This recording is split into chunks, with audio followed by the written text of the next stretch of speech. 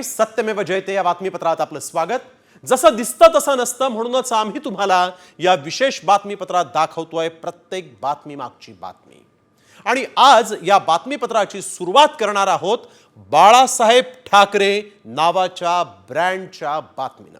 होय, बाळासाहेब ठाकरेंना जाऊन जवळजवळ आता 12 ते 13 वर्ष होत आले आहेत, परंतु आजही बाळासाहेब ठाकरेंचीच निर्विवाद सत्ता मुंबई महाराष्ट्रामध्ये आहे असं म्हटलं तर चुकीचं ठरणार नाही। कारण आज प्रत्येक पक्षाला केवळ बाळासाहेब ठाकरे यांचाच नाव फोटो हवाय असं सध्या तरी दिसतंय। त्यामुळे शिवसेनेचा हा टायगर आणखीन कोणाकोणाला हवाय आणि यामुळे राज्याच्या राजकारणात कशा पद्धतीनं राजकारण भविष्यात रंगणार आहे पाहूयात या स्पेशल रिपोर्टमध्ये। शिवसेनेचा टायगर सगळ्यांनाच हवा। मुंबई आपली आहे, आपली, आणि इकडे आवाजही आपलाच हवा। मनसेच्या बॅनरवर बाळासाहेब ठाकरे, शिवसेनेसोबत जाण्याची मनसेची तयारी। दस्तूरखुद्द बाळासाहेबांनीच आपला फोटो न वापरण्याची तंबी राज ठाकरेंच्या मनसेला दिली होती आणि तेव्हापासून राज ठाकरेंनी बाळासाहेबांचे फोटो मनसेच्या बॅनरवर वापरणं बंद केलं। परंतु गेल्या अनेक दिवसांपासून दुरावलेले दोन भाऊ एकत्र येण्याची चर्चा असताना आता राज ठाकरेंच्या गुढीपाडवा मेळाव्याच्या बॅनरवर बाळासाहेबांचा फोटो पाहून अनेकांनी आश्चर्य व्यक्त केलंय।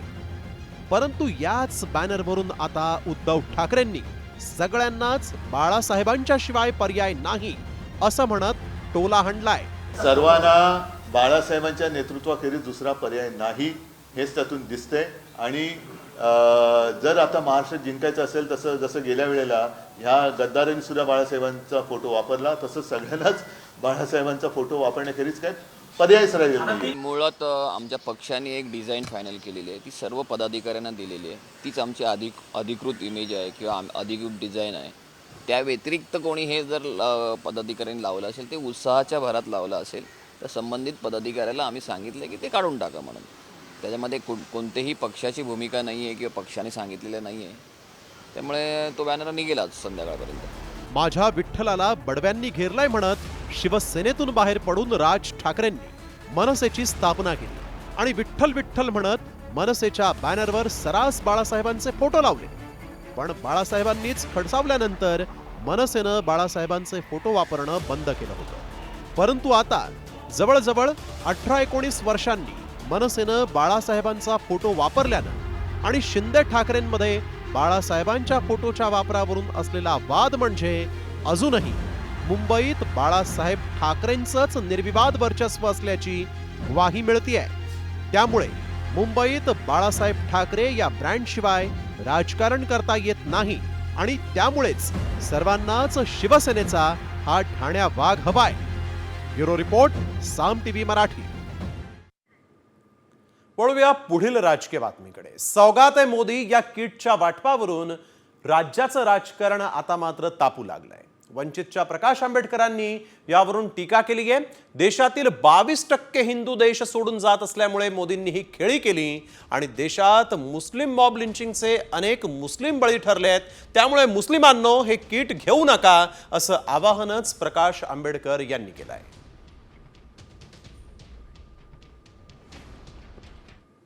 आमच्या दृष्टीने असणार एक 4 दिवसापूर्वी रिपोर्ट आलेला आहे की 22% हिंदूंची मानसिकता आहे की आपण देश सोडून गेलं पाहिजे, आणि तो ऑफिशियल रिपोर्ट आहे, तो काही इतर कोणाचा नाही आहे। तेव्हा 22% मतदान आपल्या विरोधात गेलेलं आहे। तेव्हा हे 22% मतदान आपल्या विरोधात गेलेलं आहे का, आता आपल्या असणारं चारित्र्य ह्याच्यामुळे गेलेलं आहे आणि म्हणून आपलं चारित्र्य चांगलं करावं, पॉलिटिकली चांगलं करावं म्हणून असणारा सौगाते मोदी असा किट वाटपाचा कार्यक्रम त्या ठिकाणी चाललेला आहे। ज्यांचे हात रक्ताने मुस्लिम रक्ताने माखलेले आहेत त्या हाताने हे सौगाते मोदी जे आहे किट हे घ्यायचं की न घ्यायचं याच्या संदर्भातलं त्यांनी मुस्लिम समाजाशी क्लिअर कट बोललं पाहिजे, डायरेक्शन दिल्या पाहिजेत जे डायरेक्शन देतील ते मुसलमानांच्या बाजूने आहेत मौलवी, जे डायरेक्शन देणार नाहीत त्यांच्याबद्दल मुसलमान हा आपला विचार मान्य करेल अशी असणारी परिस्थिती आहे. तर सौगाते मोदीवरून उद्धव ठाकरेंनीही भाजपवर जोरदार हल्लाबोल केला आहे. सौगाते मोदी नाही तर सौगाते सत्ता असल्याची टीका उद्धव ठाकरेंनी केली. निवडणुकीत बटेंगे तो कटेंगे म्हणणारे आता सौगात वाटतायत असा टोलाही त्यांनी लगावला. हिंदूंच्या मंगळसूत्रांचं आता रक्षण कोण करणार असा उपरोधिक सवालही त्यांनी केलाय. ईदच्या निमित्ताने सौगाते मोदी हा कार्यक्रम भारतीय जनता पक्षाने हाती घेतलेला आहे. ही काही सौगाते मोदी नाहीये, हे सौगाते सत्ता आहे. म्हणजे यांना सत्तेसाठी हे कोणत्याही थराला जाऊ शकतात.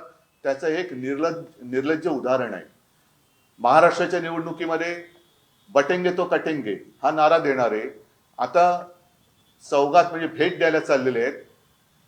वर्षभर किंवा आयुष्यभर होळीच्या निमित्ताने मुस्लिम समाजाच्या नावाने शिमगा करायचा आणि निवडणूक आल्यानंतर त्यांना पुरणपोळी द्यायची, असा हा प्रकार आहे. तर सौगाते मोदीवरून अबू आझमी यांनीही भाजपवर जोरदार टीका केली. भाजपनं एकही मुस्लिम मंत्री दिलेला नाही आणि सौगात वाटतायत. सौगातऐवजी भाईचाऱ्याच्या गोष्टी करा असं अबू आझमी यांनी सुनावलंय. मतलब ऐसा है कि जिन लोगों ने अपनी पार्टी में एक मुसलमान को मिनिस्टर नहीं बनाया, एक को टिकट नहीं दिया, वो आज मुसलमानों को सौगात दे रहे हैं. नागपुर में जिस तरह से बच्चे मस्जिद से निकल रहे हैं, जो मिला सामने उसको बंद किया जा रहा है. अरे ईमानदारी के साथ जो लोग गलत हैं उनको पकड़िए. जिस प्रदेश में होली में मस्जिदों को ढकना पड़ जाए और ये कह दें लोग कि अगर आपको रंग से परहेज है तो घर में रहिए, नमाज घर में पढ़ लीजिए, अगर ये कह देते मोदी योगी साहब. वळूया पुढील बातमीकडे. सरपंच संतोष देशमुख यांच्या हत्येची आता सुदर्शन घुलेनं कबुली दिल्यानं आता आकाच्या अडचणी या वाढलेल्या आहेत. सुदर्शन घुलेनं नेमकी काय कबुली दिलेली आहे? घुलेच्या या जबाबामुळे वाल्मिक कराडचं टेन्शन का वाढलंय? पाहुयात सविस्तर बातमी या स्पेशल रिपोर्टमध्ये. सरपंच हत्येत सर्वात मोठा ट्विस्ट. व्हिडिओ दाखवताच घुले पोपटासारखा बोलला. देशमुखांच्या हत्येची घुलेकडून कबुली. सरपंच संतोष देशमुख हत्या प्रकरणात नवा ट्विस्ट आलाय. आवादा कंपनीच्या खंडणी आड आल्यानंच संतोष देशमुखांची हत्या केल्याची कबुली सुदर्शन घुलेनं दिली आहे. पोलिसांनी आवादा कंपनीकडून खंडणी मागितल्याचा व्हिडिओ दाखवला आणि सुदर्शन घुले पोपटासारखा बोलू लागलाय. एवढंच नाही तर सूत्रांनी दिलेल्या माहितीनुसार सुदर्शन घुले, जयराम चाटे आणि महेश केदारनं गुन्ह्याची कबुली दिली आहे. त्यामुळे वाल्मिक कराडचा पाय आणखीच खोलात गेलाय. खंडणीत अडसर होत असल्यानं संतोष देशमुखांची हत्या केली. आम्हीच सरपंच संतोष देशमुखांचं अपहरण करून हत्या केली. देशमुख आणि ग्रामस्थांनी केलेल्या मारहाणीचा मनात राग असल्याचं घुलेनं म्हटलंय. आवादा कंपनीतला खंडणीचा व्हिडिओ दाखवताच घुलेनं कबुली दिली. देशमुखांच्या हत्येचा व्हिडिओ शूट केल्याचं महेश केदार म्हणाला. आरोपींच्या कबुली जबाबानंतर धनंजय देशमुखांनी हा खटलाच आता फास्ट ट्रॅक कोर्टात चालवण्याची मागणी केली आहे. सगळे आरोपी एकच आहे. अपहरण ते खून ही सगळी जी घटना आहे हे सगळे आरोपी एकच आहेत.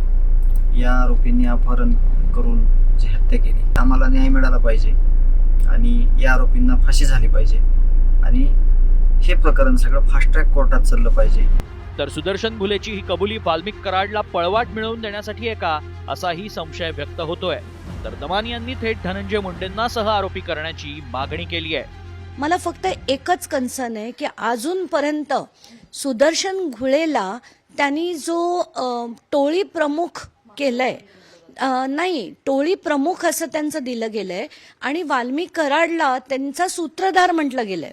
तर त्याच्यातनं कुठेतरी याला पळवाट आहे की काय अशी शंका माझ्या मनात आहे. फाशीची शिक्षा ही ज्या सगळ्यांना झाली पाहिजे त्याच्याबरोबर ती वाल्मिक कराडला पहिली झाली पाहिजे. आज तुम्हाला कोर्टामध्ये जे चार्जशीट दाखल झालंय त्याच्यानंतर जी कबुली जबाब आज समोर आलेला आहे, त्या कबुली जबाबामध्ये तिघांनी सांगितले की आम्ही मारलंय आणि आम्ही कट रचून वाल्मिक कराड यांच्या सांगण्यावरूनच मारलंय. देर है लेकिन अंधेर नाही म्हणल्यासारखं यांची कबुली यांनी दिलेली आहे. कबुली जबाब आहे. या संतोष अण्णा देशमुख यांच्या मारेकऱ्याला फाशी, जे जे गुन्हेगारी आहेत त्यांना म्हणजे त्याच्यामध्ये सजा, आणि जे कुणी आणखी सहआरोपी आहेत ज्यांनी यांना पळून जायला मदत केली, ज्यांनी पैसे पुरविले, ज्यांनी गाड्या पुरविल्या, अशांना सुद्धा सहआरोपी केलं पाहिजे. सुदर्शन घुले, महेश केदार आणि जयराम चाटेच्या कबुलीत आवादा कंपनीच्या खंडणीचं कारण सांगण्यात आलंय. त्यामुळे वाल्मिक कराडचा पाय खोलात गेलाय, तर धनंजय मुंडेंचीही धाकधूक वाढली आहे. आता या प्रकरणात पोलीस चौकशीचा पास आवळून धनंजय मुंडेंना सहआरोपी करणार का, याकडे लक्ष लागलंय. योगेश काशीदसह ब्युरो रिपोर्ट, साम टीव्ही, बीड. सरपंच देशमुखांच्या अपहरण ते हत्या प्रकरणात वापरलेली काळी स्कॉर्पिओ मारेकऱ्यांच्या गळ्यातील फास बनणार आहे. त्याची कारणं नेमकी काय आहेत, स्कॉर्पिओमध्ये नेमके किती पुरावे मिळालेले आहेत, पाहूयात या स्पेशल रिपोर्टमध्ये. देशमुख हत्येमागचे काळे कारनामे.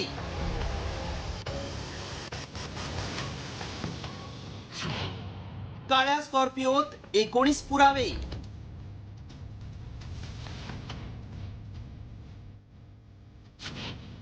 पुरावे आवळणार, कराड भोवती फास.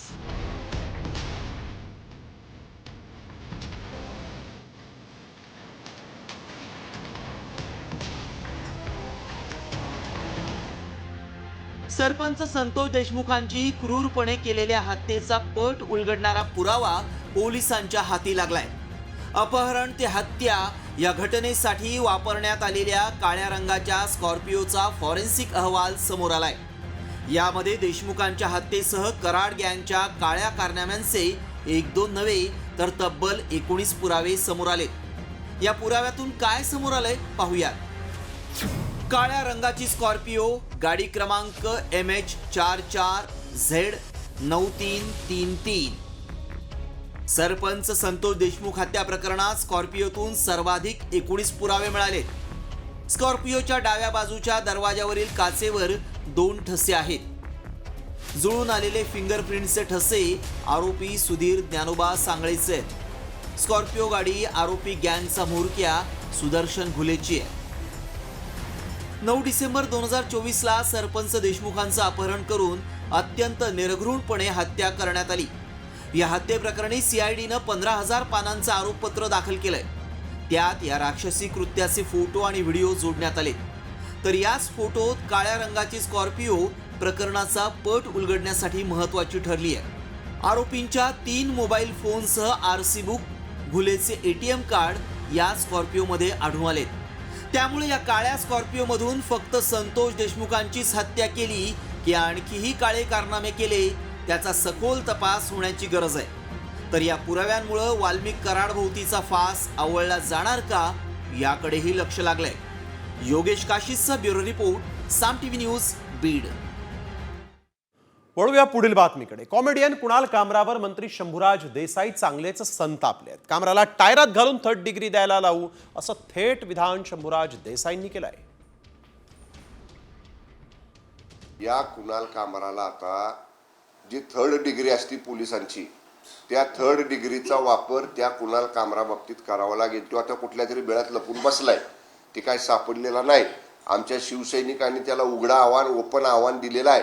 हे बघा, आता आम्ही मंत्री जरी असलो तरी आम्ही वंदनीय बाळासाहेब ठाकरे साहेबांचे, धर्मवीर आनंद दिघे साहेबांचे शिवसैनिक आदी आहे. आम्हाला माननीय मुख्यमंत्री, दोन्ही उपमुख्यमंत्र्यांनी संयम बाळगायचं सांगितलं ह्या प्रकरणात, म्हणून आम्ही शांत आहे. शिवसैनिक म्हणून जर आम्ही रस्त्यावर आलो तर ह्यो कामरा कुठल्या गल्ली बोळात आणि बेळात जरी लपला असला तरी त्याच्या शेपटाला धरून त्याला फरफटत आणून आपटायची ताकद शिवसैनिकामध्ये आहे. दहशतवादी संघटनेकडून कुणाल कामराच्या YouTube चॅनलला पैसे येत असल्याचा गंभीर आरोप राहुल कनाल यांनी केला. राहुल कनाल हे शिंदे गटाचे नेते आहेत. कामराच्या स्टुडिओची तोडफोड केल्यानंतर त्यांना अटक झाली होती. आता कामराच्या विरोधात खार पोलिसांकडे ते तक्रार करणार आहेत. पूरा YouTube का रीजनिंग मैंने तो सिर्फ 5 दिन का डिटेल्स दिया है आज मुंबई पुलिस को, और मैं YouTube के द्वारा, जब से ये कुणाल कामरा चैनल YouTube पे शुरू हुआ है, मैं आपको क्लियर कट कह सकता हूँ क्या ये 1.5 से 2 करोड़ रुपए की बात है जो इंटरनेशनल फंड से आए हैं, और ये आपको YouTube और मुंबई पुलिस प्रूव करके दिखाएगी. पुढील बातमीकडे. उद्धव ठाकरेंनी शिंदे गटावर जोरदार हल्लाबोल केला. शिवसेना एकच आहे, तसंच एसनशी हा एक गट आहे असं उद्धव ठाकरे म्हणाले. स्टुडिओ तोडफोडीशी शिवसेनेचा काहीही संबंध नाही असंही त्यांनी पुढे म्हटलंय. शिवसेना युबीटी नाही, शिवसेना एकच आहे. दुसरी ती गद्दार सेना आहे. मी उघड म्हणतोय ती गद्दारांची सेना आहे. तिला आणि तिकडे जी काही तोडफोड झाली त्याच्यात शिवसेनेशी काडीचाही संबंध नाही. ही गद्दार एसनशी सेना आहे. एसनशी जे काय आहे एसनशी त्याने काय करायचं ते करू, ती गद्दार सेना आहे. पण एसनशीची बदनामी झाली असं जर तुम्हाला वाटत असेल तर याचा अर्थ एसनशी गद्दार आहे. राज्यात पुन्हा एका नवीन वादाला आता सुरुवात झाली. छत्रपती संभाजीराजेंनी रायगडावर असलेल्या वाघ्या कुत्र्याची समाधी हटवा अशी मागणी केली होती आणि या प्रकरणात आता संभाजी भिडे तसंच संभाजी ब्रिगेड यांनी देखील उडी घेतली. तर दुसरीकडे थेट राजमाता अहिल्यादेवी होळकर यांच्या कुटुंबातील वंशज भूषणसिंग राजे होळकर यांनी देखील आता याला विरोध केला आहे. त्यामुळे छत्रपती आणि होळकर हे आमने सामने आलेले आहेत. पाहुयात या रिपोर्टमध्ये. वाघ्याच्या समाधीचा वाद चिघळला.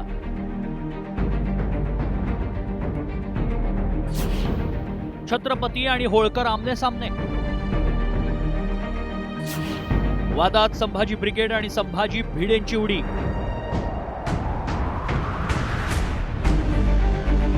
रायगडावरील वाघ्या कुत्र्याची समाधी असावी किंवा नाही यावरून सध्या महाराष्ट्रात वाद पेटलाय. दोन्ही बाजूंकडून यावर पुरावे देण्याची चढाओढ सुरू आहे. त्यातच होळकर घराण्याचंही नाव आलंय. त्यामुळे आता या वादावर होळकरांच्या वंशजांनी घराण्याची भूमिका स्पष्ट केली आहे. कुठल्याही ऐतिहासिक संदर्भ नाहीये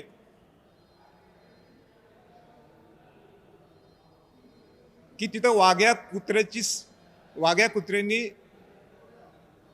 शिवाजी महाराजांना जे अग्नी दिली तर त्यांनी उडी मारली. एक ही महाराष्ट्रातल्या इतिहासकाराने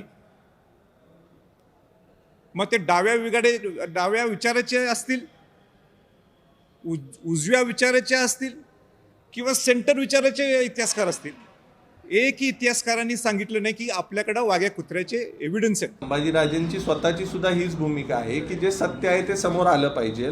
माझी तीच भूमिका आहे. आमच्या समाजाच्या अस्मिता त्या स्मारकाशी जुडलेल्या आहेत. त्यामुळं इतर ज्या संघटना आहेत, ज्या संघटनांनी ह्याच्यात टोकाची भूमिका घेतली आहे, त्यांना आमचं हेच म्हणणं आहे की तुम्ही टोकाची भूमिका घेऊ नये. समाजाची भावना दुखावली जाईल किंवा मनाने आतेताई प्रकार जो मागं घडला होता तसा कुठलाही प्रकार रायगडावर घडू नये. सगळ्यांनी सामोपचाराने एक समिती बनवावी आणि त्या समितीच्या माध्यमातून जो काही योग्य निर्णय असेल तो सगळ्यांनी स्वीकारावा. त्याच्यात दोन्ही बाजू ऐकून घ्याव्यात. वाघ्याचा इतिहास काय आहे पाहूया. वाघ्या छत्रपती शिवाजी महाराजांचा निष्ठावान कुत्रा अशी वदंता. 1680 मध्ये छत्रपती शिवाजी महाराजांचं निधन झालं तेव्हा वाघ्यानं चितेत उडी देऊन बलिदान दिल्याची वदंता. समाधीची प्रत्यक्ष उभारणी 20व्या शतकात झाली. समाधीला इंदूरच्या प्रिन्स तुकोजी होळकरांकडून निधी देण्यात आला. स्मारक ऐतिहासिक नव्हे तर लोकश्रद्धेचं प्रतीक आहे. यापूर्वीही 2011 मध्ये संभाजी ब्रिगेडकडून वाघ्याच्या पुतळ्यावर हल्ला करण्यात आला. भारतीय पुरातत्व विभागाकडे वाघ्याबाबत कोणतेही ठोस पुरावे नाहीत. तर दुसरीकडे संभाजी भिडे वाघ्या कुत्र्याला ऐतिहासिक संदर्भ असल्याचा पुरावा देत आहेत. त्यामुळे या वादात संभाजी ब्रिगेडनं आता उडी घेतली आहे. 1 मे पर्यंत रायगडावरील वाघ्या कुत्र्याचा पुतळा हटवावा असा अल्टिमेटमच संभाजी ब्रिगेडनं राज्य सरकारला दिलाय. संभाजीराजे भोसले जे बोलतायत ते चूक आहे, 100% चूक आहे. वाचले मी, परंतु ती कथा सत्य आहे की वाघ्या कुत्र्यांनी चितेत उडी घेतली. त्याचं स्मारक म्हणून ते केले. माणसं जेवढी एकनिष्ठ नसतात तेवढी कुत्री असतात. निदान आत्ताच्या युगात हो देशाशी असं एकनिष्ठ राहायचं आहे आपल्याला, याचं द्योतक म्हणून ते पाहिजेच.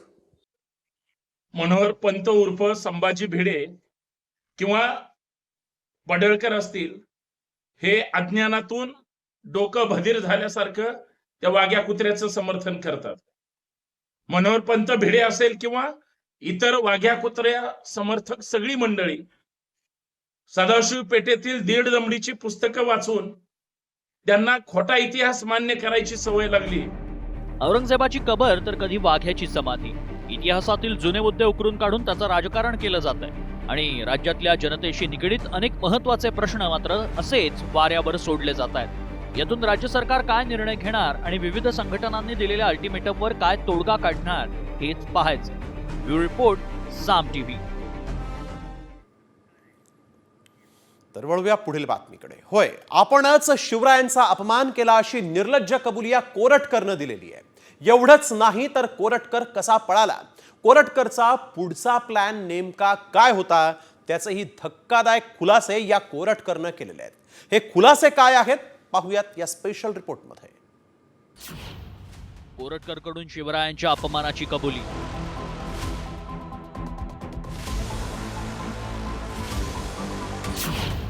कबुलीनंतर कोरटकरला छातीत कळ आली.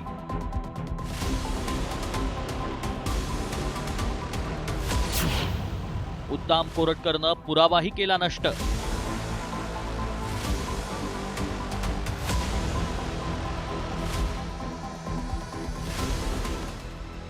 शिवद्रोही प्रशांत कोरटकरच्या मुसक्या आवळल्यानंतर या प्रकरणात नवनवे खुलासे समोर येत आहेत. न्यायालयानं कोरटकरला 3 दिवसांची पोलीस कोठडी सुनावली आहे. त्यातच पोलिसांच्या प्रश्नांची उत्तरं टाळणाऱ्या मस्तवाल कोरटकरला पोलिसी खाक्या दाखवत 5 तास कसून चौकशी केली आणि तो पोपटासारखा बोलू लागला. होय, आपणच इंद्रजित सावंतांना फोन करून शिवरायांचा अवमान केल्याची कबुली त्यानं दिली. नेमकं कोरटकर काय म्हणाला पाहूया. इंद्रजित सावंतांना मी स्वतःच फोन केला. गुन्हा दाखल होताच मोबाईलमधील डेटा डिलीट केला. अटक टाळण्यासाठी हैदराबाद मार्गे चेन्नईला पळून जाण्याच्या तयारीत होतो. त्यासाठी तेलंगणातील मंचरियाल रेल्वे स्टेशनवर पोहोचलो. अंतरिम जामीन रद्द केल्यानं मोबाईलचा वापर बंद केला. फरार असताना ऑनलाईन व्यवहार टाळले. महिनाभरानंतर अटक केलेल्या प्रशांत कोरटकरच्या आवाजाचे नमुने घेऊन फॉरेन्सिकला पाठवण्यात आले. मात्र ही आवाजाची फॉरेन्सिक चाचणी कशी होणार पाहूया. फिर्यादी सावंतांच्या आवाजाचे नमुने घेतले जाणार. कोरटकरसह 4 जणांच्या आवाजाचे नमुने घेतले. कसबा बावडा येथील फॉरेन्सिक लॅबमध्ये तपासणी. मूळ संभाषण, आवाजाचा पोत, बोलण्याची पद्धत, स्वर, व्यंजनांचा उच्चार याची तपासणी.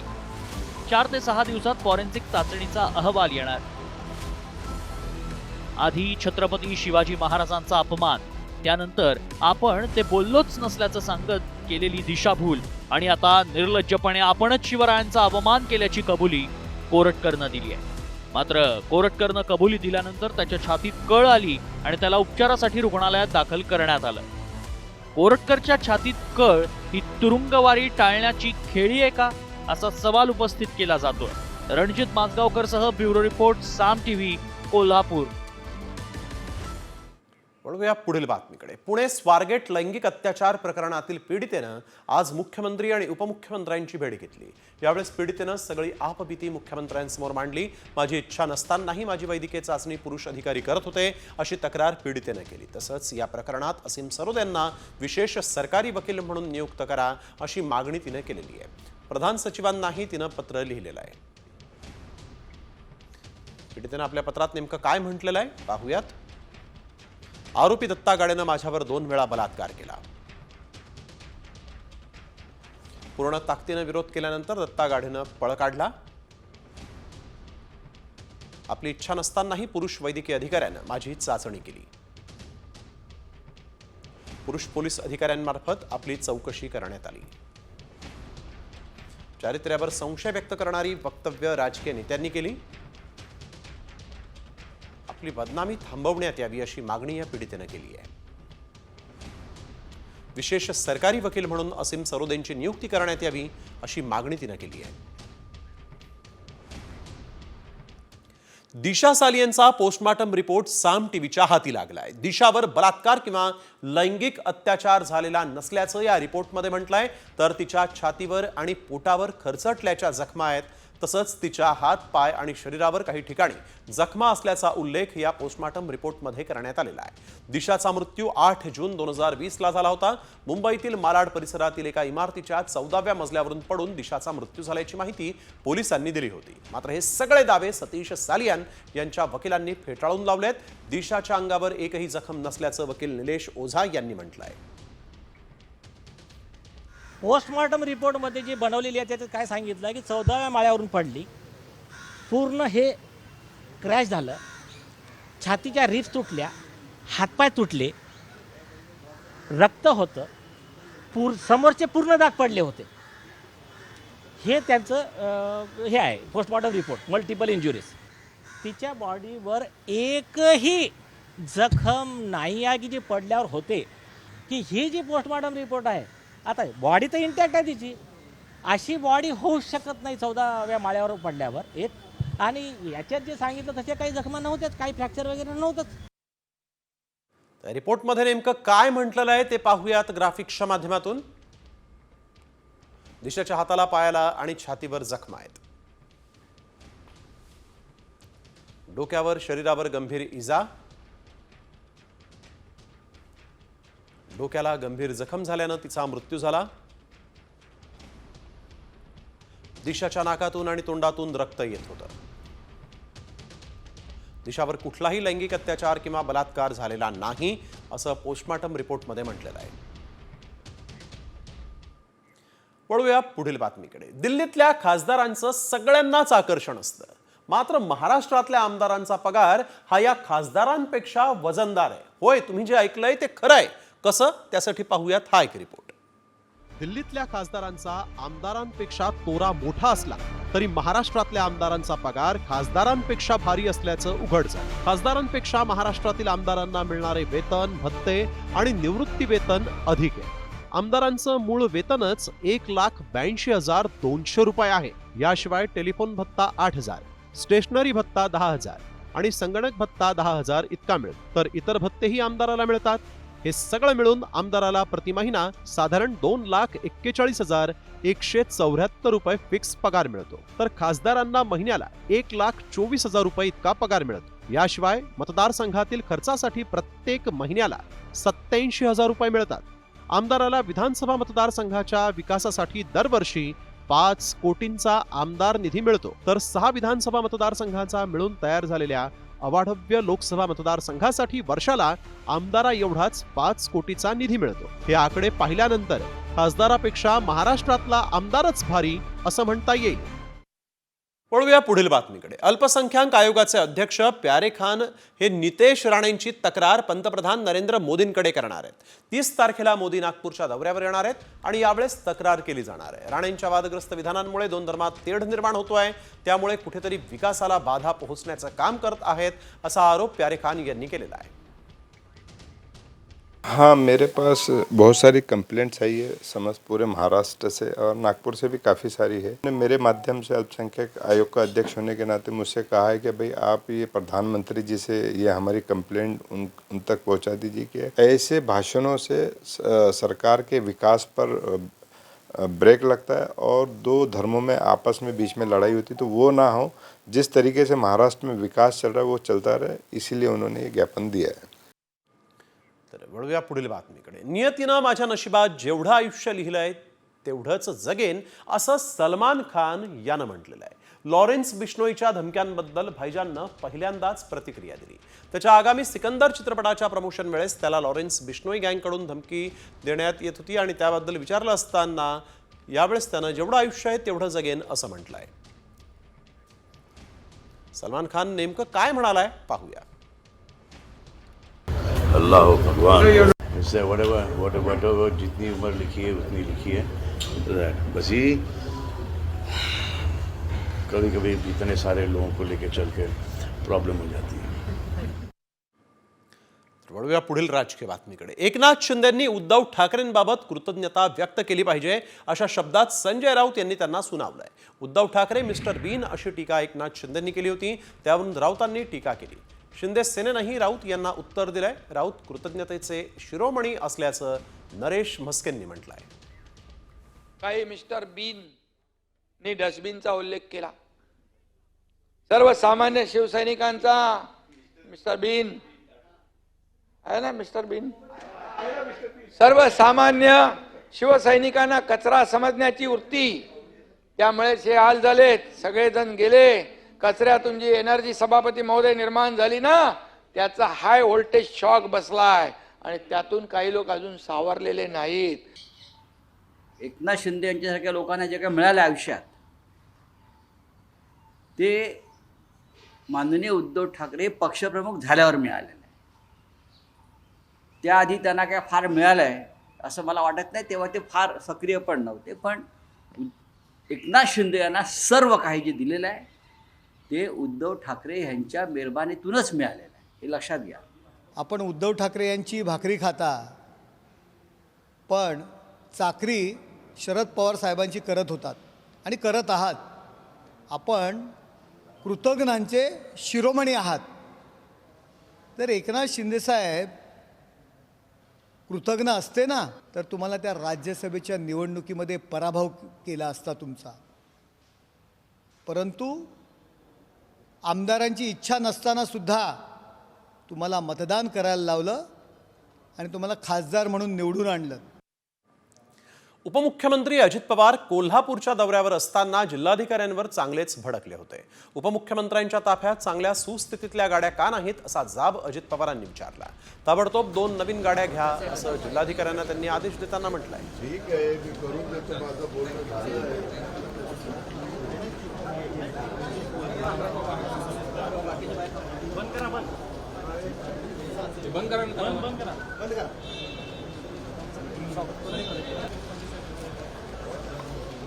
बातमी मंत्रालयातल्या पाणीबाणीची. ज्या ठिकाणाहून राज्याचा कारभार हाकला जातो त्या मंत्रालयातच पाण्याचा तुटवडा आहे. गेल्या 2 दिवसांपासून मंत्रालयामध्ये पाणीबाणी आहे. पाण्याअभावी अधिकारी कर्मचाऱ्यांचे मोठे हाल होत आहेत. पाण्याअभावी सर्व कॅन्टीन व्यवस्था ठप्प आहे. 5व्या, 6व्या आणि 7व्या मजल्यावरील वॉशरूम जो आहे तो पाण्याअभावी वापरता येत नाही. त्यामुळे मंत्रालयात देखील आता पाणीबाणी पाहायला मिळते आहे.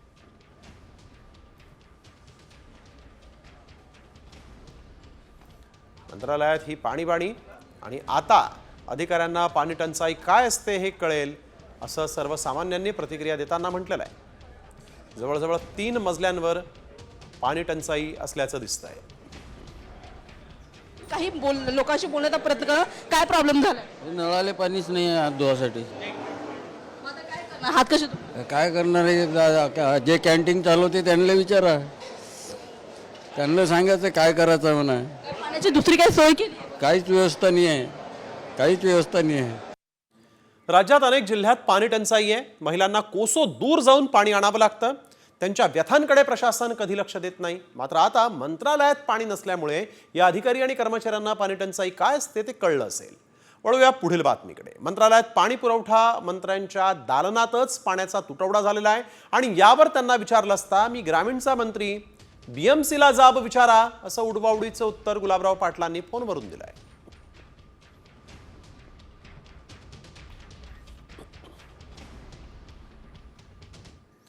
छाती ठोकपणे सांगतो, कोणत्याही परिस्थितीत लाडकी बहीण योजना बंद करणार नाही असं आश्वासन उपमुख्यमंत्री अजित पवारांनी लाडक्या बहिणींना दिलं. थोडीशी ओढाताण होतीये, मात्र त्यावर मार्ग काढल्याचं देखील अजित पवार यांनी सांगितलंय. ग्रुप करून ज्याला क्लस्टर आपण म्हणतो तसं करून त्या महिलांनी काही चांगला उद्योग उभा करायचं ठरवलं तर कोल्हापूर जिल्हा मध्यवर्ती सहकारी बँकेनी पण त्याच्यामध्ये त्यांना मदत करावी. कारण मी तुम्हाला छातीठोकपणे सांगतो, उद्याची 5 वर्ष आपल्या हातामध्ये. आपण कुठल्याही परिस्थितीत लाडकी बहीण योजना बंद करणार नाही. थोडंसं ओढाताण होतीये, परंतु मी त्याच्यातनं मार्ग काढलेला आहे. आणि आता समस्त पालक वर्गाला सावध करणारी बातमी आहे. लहान मुलांचा आवडता फुगा हा आता लहानग्यांच्या जीवावर बेततोय. कारण फुगा फुगवताना एका 8 वर्षांच्या चिमुकलीचा मृत्यू झाला. धुळ्यातली ही दुर्दैवी घटना आहे. पाहुयात नेमकं काय घडलं धुळ्यात या चिमुरडीसोबत.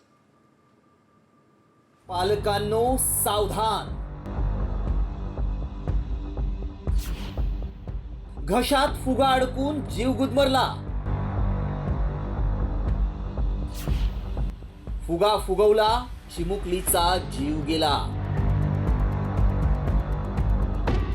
फुगे फुगवायचे आणि मस्त उडवायचे याचा आनंद मुलांसाठी काही औरच असतो. आजकाल वाढदिवस तर फुग्यांशिवाय साजराच होत नाही. मात्र या फुग्यानं एका चिमुरडीचा आनंद हिरावून घेतलाय. तिच्या मृत्यूला हा फुगा कारणीभूत ठरलाय. धुळ्यातील ही दुर्दैवी घटना आहे. ही आहे डिंपल वानखेडे. अगदी सुंदर निष्पाप 8 वर्षांच्या डिंपलचं खेळणं आणि खोड्या काढण्याचं वय. धुळे शहरातल्या यशवंतनगर साक्री रोड इथं वानखेडे कुटुंब राहतं. मात्र एका घटनेनं वानखेडे कुटुंबियांवर दुःखाचा डोंगर कोसळलाय. नेहमीप्रमाणे डिंपल घराच्या अंगणात खेळत होती. ती एक फुगा फुगवत होती. अचानक तो फुगा फुटला. या चिमुकलीच्या घशात त्या फुग्याचा तुकडा अडकला. तिला श्वास घेण्याचा त्रास होऊ लागला. हे करतोय, भांडे घसत होते. ते करताना मुलगी बाहेर गेली आणि नेमकं तिने तो फुगा घेताना ते फुगा अटकला आणि अशा गोष्टी झाल्या. फुगा अटकला गडगंट्यामध्ये. तिला इकडनं सिव्हिलला घेऊन गेलो आम्ही. सिव्हिलमध्ये त्यांनी सांगितलं बाबा अशा गोष्टी झाल्यात. ही गोष्ट तिच्या कुटुंबियांना कळताच त्यांनी तत्काळ जिल्हा रुग्णालयात तिला दाखल केलं. मात्र डॉक्टरांनी तपासणी करून तिला मृत घोषित केलं. ज्यावेळेस बालक फुगा फुगीत असतं व फुगा फुगताना तो फुगा फुटतो व तो रबरी तुकडा त्याच्या घशावर जाऊन अडकला. त्या अडकल्यामुळे तिला श्वास घेण्यास गुदमरल्यासारखे झाले व श्वास घेण्यास त्रास होऊ लागतो. अशा वेळेस जर 4 मिनिटाच्या आत जर श्वसन बंद राहिलं तर मेंदूला रक्तपुरवठा कमी होऊन बालक मृत्युमुखी पडू शकतं. मुलं खेळत असताना पालकांनी लक्ष ठेवायला हवं. अधूनमधून पालकांनी मुलांची विचारपूस करावी. लहान मुलांना फुगे फुगवायला देऊ नयेत. फुगे किंवा कोणतीही छोटी खेळणी मुलं तोंडात टाकणार नाहीत याची दक्षता घ्यायला हवी. पालकांना प्राथमिक उपचारांची माहिती असायला हवी. घराजवळचे तज्ज्ञ डॉक्टर, हॉस्पिटलचा संपर्क क्रमांक माहीत असायला हवा. या घटनेनं संपूर्ण परिसरात हळहळ व्यक्त करण्यात येतेय. धुळे शहर पोलीस ठाण्यात या घटनेची नोंद झाली आहे. पोलीस या प्रकरणी अधिक तपास करतायत. मुलं खेळत असताना पालकांनी जागरूक राहणं गरजेचं आहे. त्यामुळे लहानग्यांच्या हातात फुगा देताना पालकांनी काळजी घ्यायलाच हवी. ब्युरो रिपोर्ट, साम टीव्ही न्यूज. बातमी बीडमधून. पाटोदा तालुक्यात एका शेतकऱ्यानं 50 लाखांच्या नोटा उधळल्या आहेत. पंचायत समितीत शेतकऱ्यांकडून विहीर किंवा घरकुल संबंधित कामांसाठी पैशांची मागणी होत होती. त्यालाच कंटाळून एका शेतकऱ्यानं 50 लाखांच्या नोटा उधळल्या. आमदार सुरेश धसांच्या विधानसभा मतदारसंघात हा प्रकार घडलाय. नकली नोटा उधळत या शेतकऱ्यानं लाचखोरीची लखतरं वेशीला टांगली.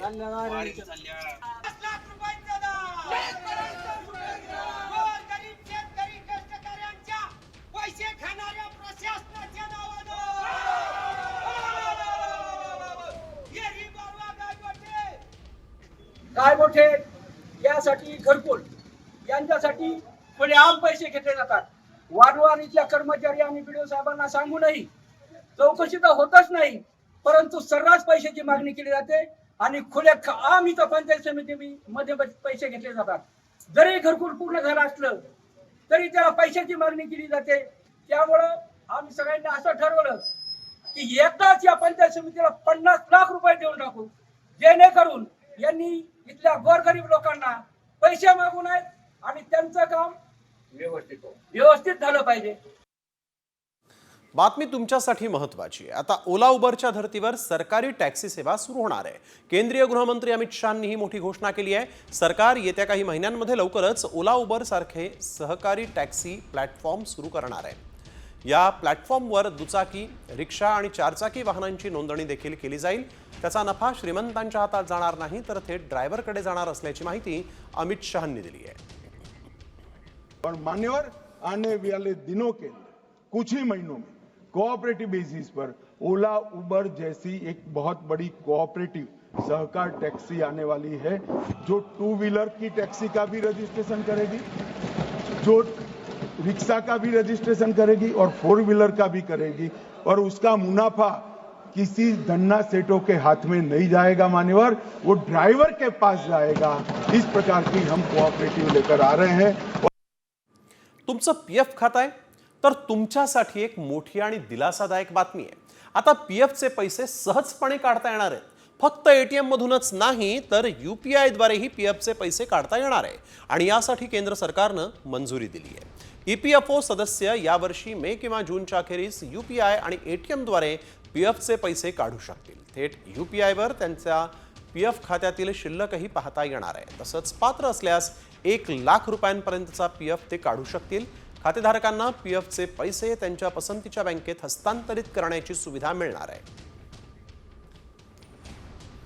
रक्कम काढणं सोपं आणि वेगवान होणार आहे. ग्रामीण भागातल्या सदस्यांची वेळखाऊ प्रक्रियेतून सुटका होईल. UPI-द्वारे 7 दिवसांमध्ये नाही तर काही तासात PF काढता येणार. दावे नाकारण्याची शक्यता कमी होणार आहे. PFचे व्यवहार अधिक पारदर्शक होणार आहेत. सर्वसामान्यांसाठी एक महत्त्वाची बातमी. जर तुमचं बँक खातं असेल तर तुम्हाला बँक खात्यासाठी आता 4 नॉमिनी ठेवता येणार आहेत. बँकिंग सुधारणा विधेयकाला राज्यसभेत मंजुरी मिळाली आहे. विरोधकांनी मांडलेला सुधारणा प्रस्ताव फेटाळण्यात आला तर सरकारनं सुचवलेल्या सुधारणांनाच मान्यता देण्यात आली आहे. 2023-24च्या अर्थसंकल्पीय भाषणात अर्थमंत्र्यांनी या विधेयकाची घोषणा केली होती. त्यामुळे आता एका खात्यासाठी 4 नॉमिनी असणार आहेत. राज्यात पदभरती आणि परीक्षा गुजरातमध्ये असा धक्कादायक प्रकार समोर आला. राज्याच्या गृह विभागातील फॉरेन्सिक लॅबमध्ये 166 पदांसाठी 5 एप्रिल रोजी भरती परीक्षा आहे. मात्र ही परीक्षा 5 आणि 7 एप्रिलला गुजरातमध्ये होतीये. यावरून उमेदवारांनी नाराजी व्यक्त केली. मुंबई आणि नागपुरात परीक्षा केंद्र उपलब्ध करून देण्याची मागणी उमेदवारांनी केलेली आहे.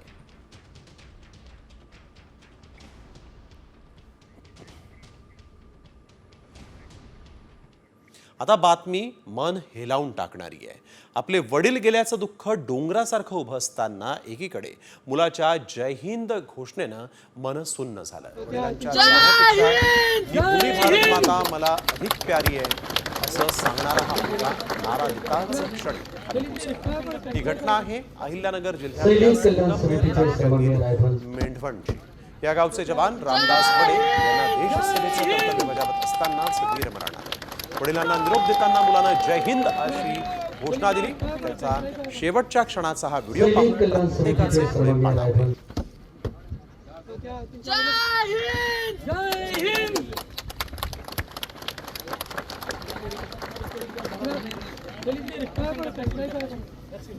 सैनिक कल्याण समितीचे सन्माननीय रायफल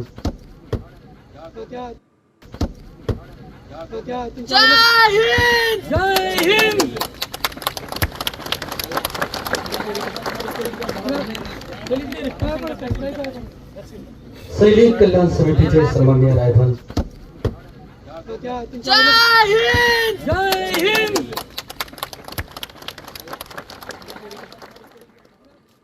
वळूया पुढील बातमीकडे. पुण्यात देशी दारूच्या दुकानामध्ये चांगलीच हाणामारी झाली.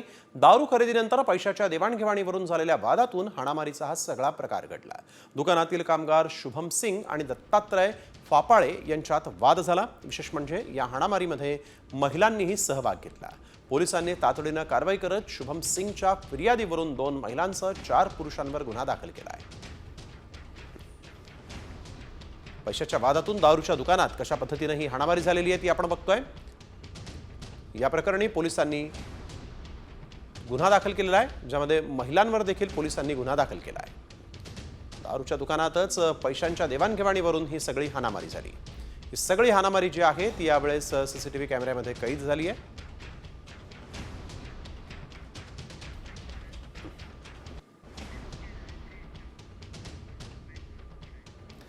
तुम्ही आवडीनं मटण खाता, मटण खाताय तर आता मात्र सावध व्हावं लागेल. होय, कारण एका व्यक्तीच्या जीवावर मटण खाणं बेतलं असतं.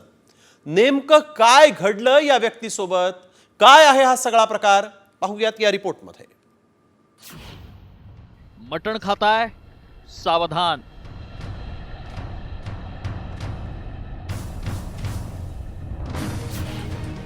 मटण खाल, जीवानिशी जाल.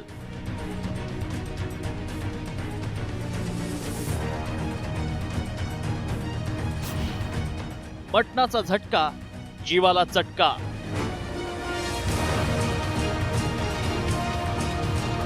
उन्हाळा सुरू झाला की लग्न, जागरण गोंधळ, कंदुरी आणि जत्रांमध्ये मटणाचे पक्कड बेत आखले जातात.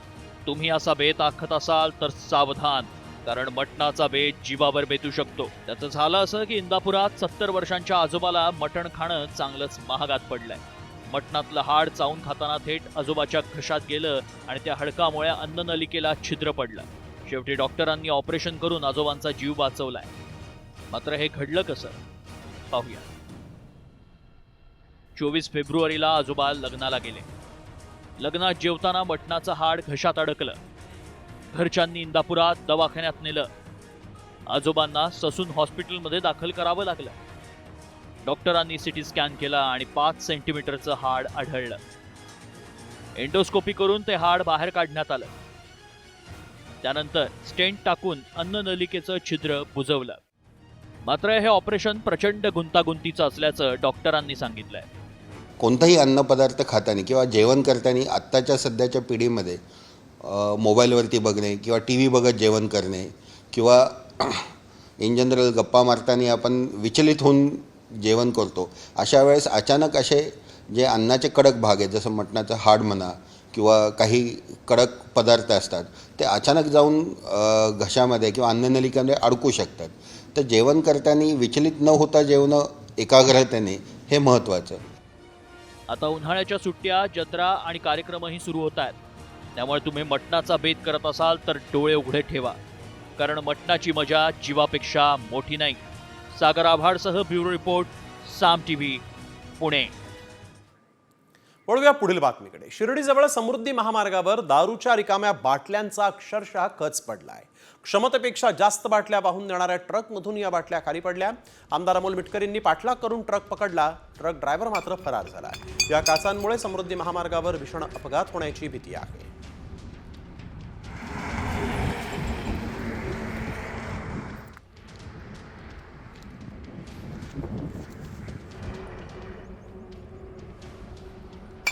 सध्या समृद्धी महामार्गावर आहे.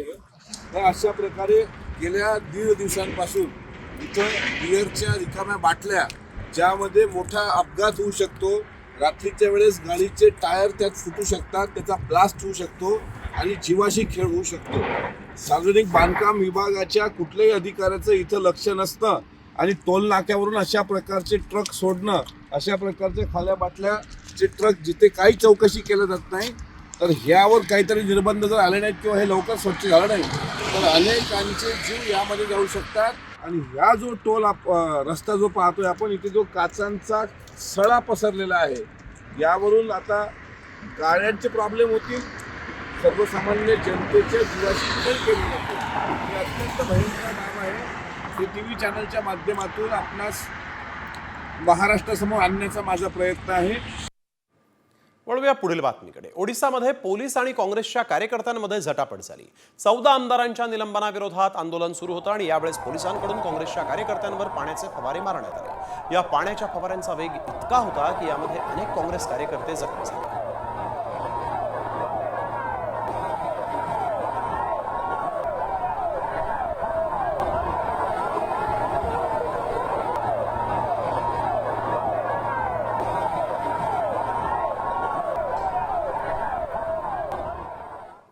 प्रत्येक कुटुंबाला आता सरकारी नोकरी मिळणार आहे. होय, तुम्ही जे ऐकलंय ते खरं आहे, कारण सोशल मीडियावर तसा मेसेजच व्हायरल केला जातोय आणि त्यामध्ये सरकारी नोकरी प्रत्येक कुटुंबातील व्यक्तीला मिळणार असल्याचा दावा केल्यानं आम्ही पडताळणी केली आणि त्यावेळेस काय सत्य समोर आलं पाहूयात. प्रत्येक कुटुंबात सरकारी जॉब. केंद्र सरकारची नवी योजना. व्हायरल मेसेज मागचं सत्य काय? केंद्र सरकारनं आता प्रत्येक घरातील एका व्यक्तीसाठी सरकारी नोकरीची योजना आणली आहे. होय, असा दावा करणारा मेसेज व्हायरल होतोय. या मेसेजमुळे चर्चांना उधाण आलंय. सरकारची योजना आहे, मग फॉर्म कसा भरायचा? नोकरीसाठी शिक्षण किती हवं? असे अनेक प्रश्न विचारले जात आहेत. त्यामुळे आम्ही याची सत्यता पडताळणी सुरू केली. मात्र मेसेजमध्ये काय दावा केलाय ते आधी पाहूया. केंद्र सरकारनं एक परिवार एक नोकरी योजना आणली आहे. प्रत्येक कुटुंबातील एकाला नोकरी मिळणार. यासाठी पुरुष महिला कुणीही अप्लाय करू शकतात. हा मेसेज प्रचंड व्हायरल होतोय. असे काही सोशल मीडियावर व्हिडिओही शेअर केले जात आहेत. कारण सरकारी नोकरी ही प्रत्येकालाच हवी असते. सरकारी नोकरी असली की चांगला पगार, भत्ते, सुट्ट्या, सरकारी सेवा अशा सुविधा मिळतात. यामुळे सरकारी नोकरीसाठी अनेक जण प्रयत्न करतात आणि सरकारनं जर आता अशी योजना आणली असेल तर आनंदाची बातमी आहे. मात्र हा दावा खरा आहे का, याची सत्यता पडताळून सांगणं अत्यंत गरजेचं आहे. आमच्या टीमनं या दाव्याची पडताळणी सुरू केली. केंद्र सरकारनं अशी कोणती योजना आणली आहे का याची सत्यता जाणून घेण्यासाठी अधिकाऱ्यांकडून माहिती मिळवली. त्यावेळी काय सत्य समोर आलं पाहूया. सरकारची एक परिवार एक नोकरी योजना नाही. दिशाभूल करण्यासाठी असे मेसेज व्हायरल केले जात आहेत. कुणीही फॉर्मची लिंक पाठवल्यास ती उघडू नका. लिंकच्या माध्यमातून सायबर फ्रॉड होऊ शकतो. सध्या देशात बरेच बेरोजगार आहेत आणि प्रत्येकाला सरकारी नोकरी हवी आहे. त्याचाच फायदा घेत काही लोक दिशाभूल करण्यासाठी मेसेज व्हायरल करतात. तसंच काही लोक लिंक पाठवून फ्रॉड करत असतात. त्यामुळे तुम्ही अशा मेसेजेसवर विश्वास ठेवू नका. आमच्या पडताळणीत सरकार प्रत्येक कुटुंबातल्या एकाला सरकारी नोकरी देणार हा दावा असत्य ठरलाय. ब्युरो रिपोर्ट, साम टीव्ही न्यूज.